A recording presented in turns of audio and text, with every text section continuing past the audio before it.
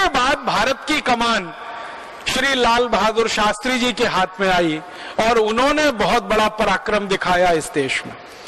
प्रधानमंत्री बनते ही उन्होंने दो बातें कही पूरे देश को।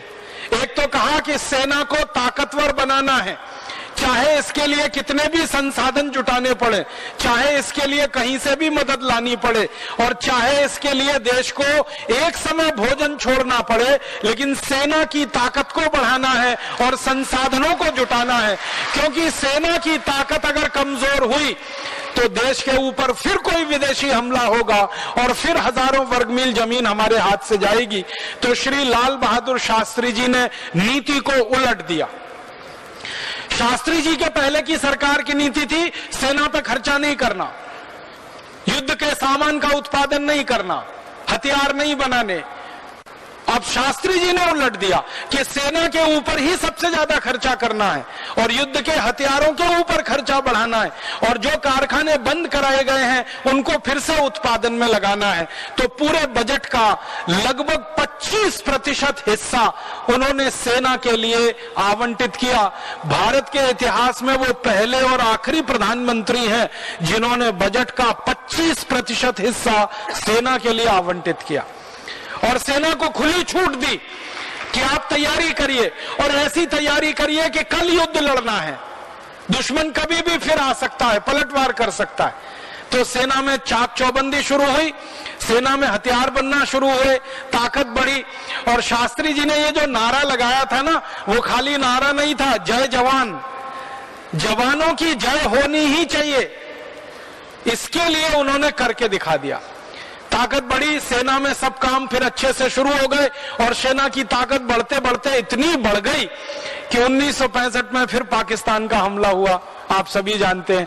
और पाकिस्तान इस गलतफहमी में था कि भारत की सरकार की नीति ऐसी है कि सेना की मदद कम करो, पैसे कम खर्च करो।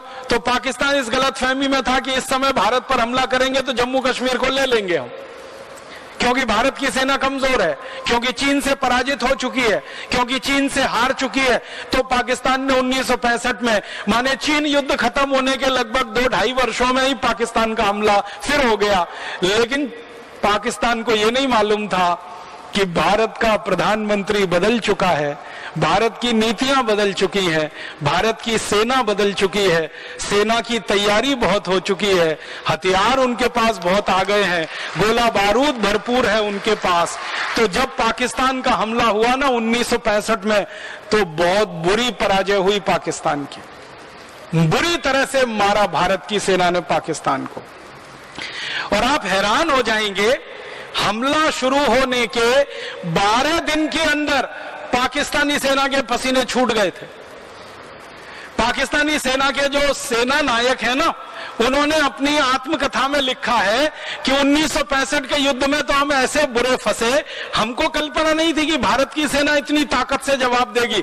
हम तो इस कल्पना में थे कि अभी जाके दिल्ली पे कब्जा कर लेंगे हम तो। एक पाकिस्तानी सेना नायक ने मजाक में कह दिया था कि सवेरे की चाय लाहौर में पिए, अब शाम का खाना मैं दिल्ली में खाऊंगा। तो इस कल्पना से आए थे वो तो हमला करने के लिए, लेकिन भारत की सेना की तैयारी इतनी जबरदस्त थी कि दांत खट्टे हो गए। और 12 दिन में पाकिस्तानी सेना का 80% गोला बारूद खर्च हो गया। 12 दिन में इतनी भयंकर लड़ाई हुई, इतनी भयंकर मारामारी हुई। परिणाम क्या हुआ? धीरे धीरे पाकिस्तान को लगा कि अब पीछे हटना ही पड़ेगा। और भारत की सेना ने जब मारना शुरू किया था ना पाकिस्तानी सेना को, तो लाहौर तक इलाका कब्जे में ले लिया। फिर लाहौर तक भारत की सेना पहुंच गई 1965 में। अब पाकिस्तान का डर बढ़ गया कि ये लाहौर गया हाथ से, फिर कराची गया, फिर इस्लामाबाद गया, फिर हैदराबाद गया, अब बचेगा क्या? तो पाकिस्तान भागकर अमेरिका के पास पहुंचा और अमेरिका के राष्ट्रपति को गुहार लगाई और उनसे कहा कि मुझे बचाओ, हमें बचाओ। अब भारत तो कब्जा कर लेगा पूरा, उनकी सेना लाहौर तक पहुंच गई है। तब अमेरिका ने भारत के प्रधानमंत्री को कहा, तो भारत के प्रधानमंत्री ने कहा कि मैं कुछ नहीं कर सकता, हमला मैंने नहीं किया था, हमला पाकिस्तान ने किया था, अब मुझे उसका पूरी ताकत से जवाब देने का अधिकार है, इसलिए मैं मेरी सेना को पीछे नहीं बुला सकता। तो अमेरिका परेशान हो गया। और अमेरिका श्री लाल बहादुर शास्त्री जी को जानता था कि ये व्यक्ति दबाव में नहीं आने वाला है। क्यों? एक घटना उसके पहले घटित हो चुकी थी।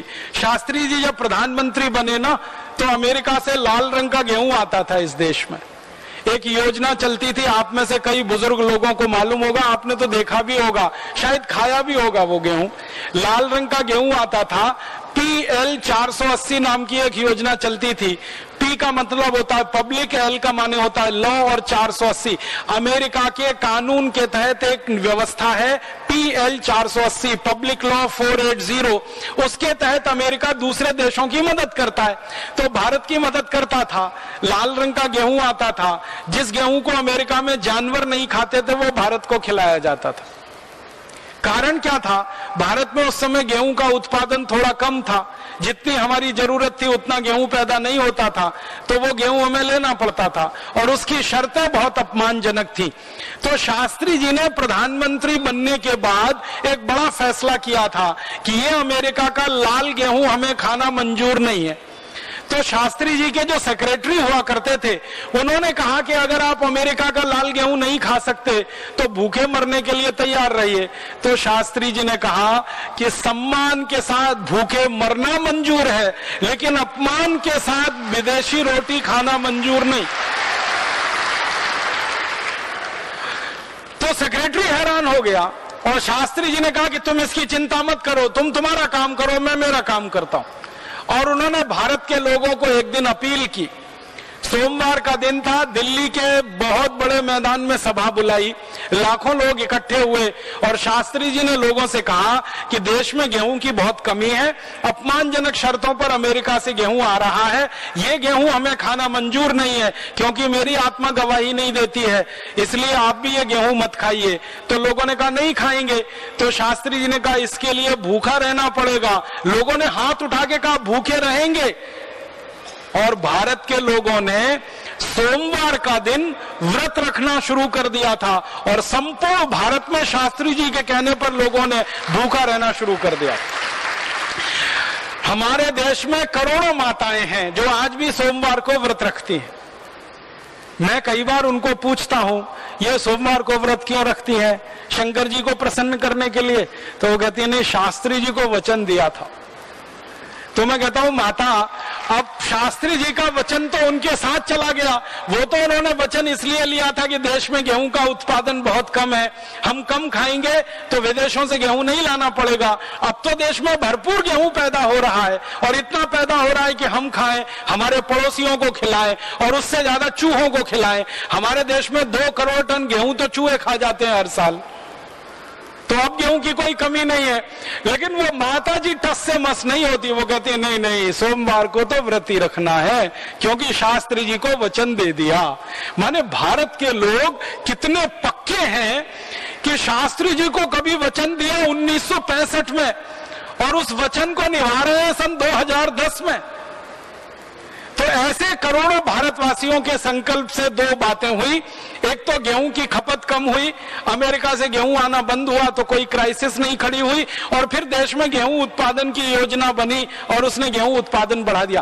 तो शास्त्री जी ऐसे व्यक्ति थे, तो अमेरिका को मालूम था कि इस व्यक्ति के ऊपर दबाव नहीं पड़ने वाला, तो अमेरिका ने शास्त्री जी के सबसे नजदीकी मित्र को पकड़ा और वो थे सोवियत संघ के राष्ट्रपति।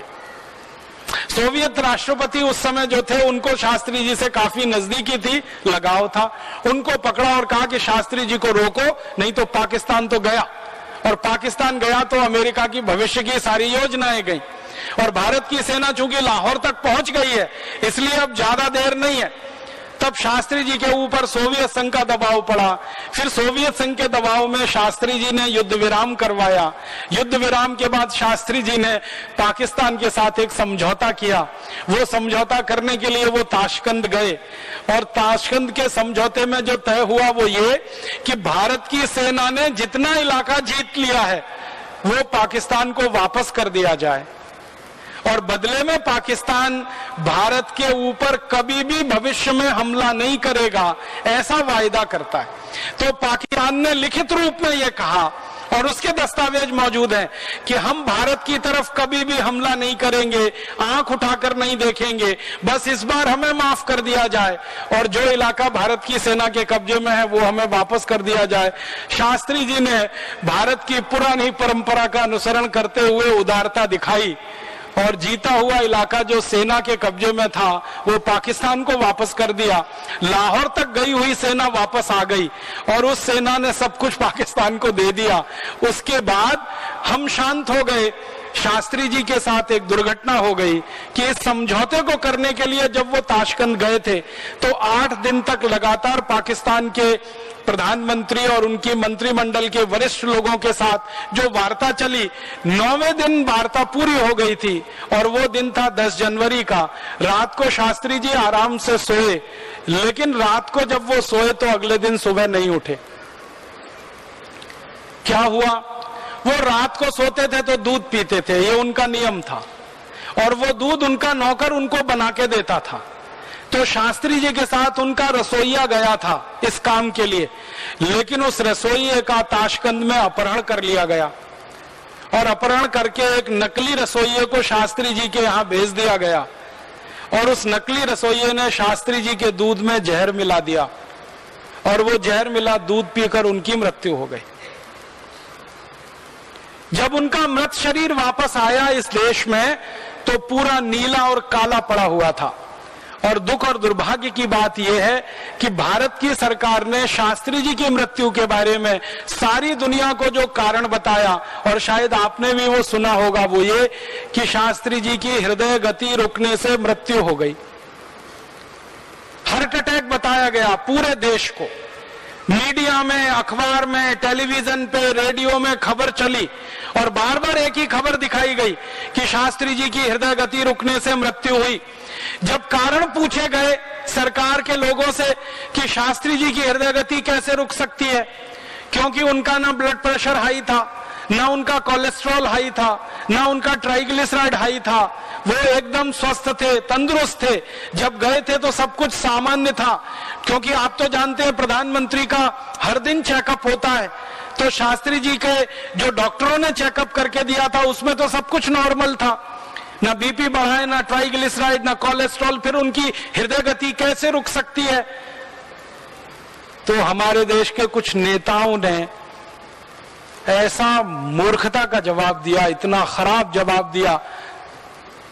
उन्होंने कहा कि शास्त्री जी की मृत्यु इसलिए हो गई कि उनको बहुत ज्यादा खुशी हो गई। तो बहुत ज्यादा खुशी किस बात की हो गई कि पाकिस्तान को उन्होंने सरेंडर करा दिया और पाकिस्तान के ऊपर भारतीय सेना ने विजय पा ली। तो इतनी खुशी हुई शास्त्री जी को कि उनकी हृदय गति रुक गई। ऐसा मूर्खतापूर्ण बेकार का जवाब पूरे देश को दिया गया। फिर शास्त्री जी का जब मृत शरीर आया तो कई लोगों ने यह मांग की कि अगर इनकी हृदय गति रुकी है तो इसकी सच्चाई तो पता चल सकती है, इनके मृत शरीर का पोस्टमार्टम कराया जाए। लेकिन भारत सरकार ने वो नहीं होने दिया और भारत सरकार ने शास्त्री जी के मृत शरीर का पोस्टमार्टम नहीं होने दिया। जैसे ही उनका मृत शरीर आया, जल्दी जल्दी करके उसका अंतिम संस्कार कर दिया गया और वो अंतिम संस्कार के बाद बात वहीं दब गई और उसके बाद कुछ कमीशन बैठे, इंक्वायरी हुई, उसमें से ये बात निकली, लेकिन रास्ते में वहीं भटक गई और आज तक सारा देश इसी अंधकार में है कि शास्त्री जी को हृदय गति से मृत्यु हुई जबकि उनको जहर दिया गया था।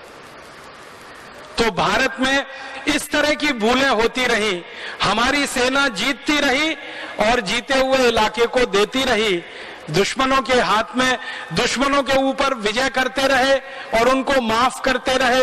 वो पराजित हुए दुश्मन, फिर भी हम उनको माफ करते रहे और वही दुश्मन हमारे लिए नाग बन के डसते रहे। वो स्थिति आज हमारे देश में है पाकिस्तान के द्वारा जो हो रहा है। तो हमारे देश में आजादी के पिछले 63 वर्षों में ऐसी राजनीतिक भूलें हुई हैं। एक राजनीतिक भूल और हुई है 1971 में, जब बांग्लादेश बना और पाकिस्तान का हमला हुआ। उस युद्ध में भी हमने पाकिस्तान को मुंह की खिलाई, उनको धूल चटाई, उनको पराजित किया।